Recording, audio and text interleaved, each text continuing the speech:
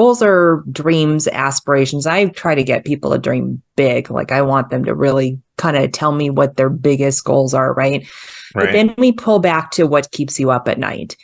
And that's a very difficult question, like what keeps you up at night? What's your fears? Because people don't want to talk about that. So they'll start to say, and I have found that people will say what they think people want them to say, what they think that they're supposed to say. So, taking care of my loved ones, not leaving debt. I'm not saying that that's not what they want, but they say it in a way that I know that that's something that they've read or they've been told that they're supposed to. If something should happen tomorrow, what would you want to make sure we have in place for your kids, for your family, for your husband or your wife? Like, what are we trying to accomplish?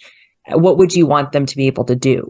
And it's hard. I mean, it's very difficult to push people to that uncomfortable because they are squirming. They do not want to talk about this. And I get that. And they don't like me very much at that moment. But by pushing through the uncomfortable, we get to what they really want. That's my goal. Is I tell people, look, you don't have to do anything. We could go through insurance. We could go through disability insurance. We could go through all this different stuff. And you might decide not to choose any of it. But I want you to make an educated decision because right now you're just making the decision to not decide on it. I've had clients who would go through the whole process on talking about insurance, going through the ins and outs of it, how it works. And they go, no, here's our game plan.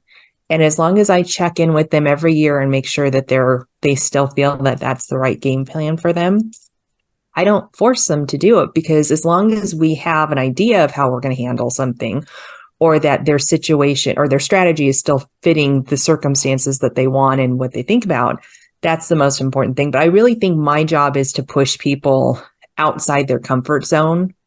And I don't take that lightly. I don't like it. I'm kind of a people pleasing person and I had to address that a long time ago.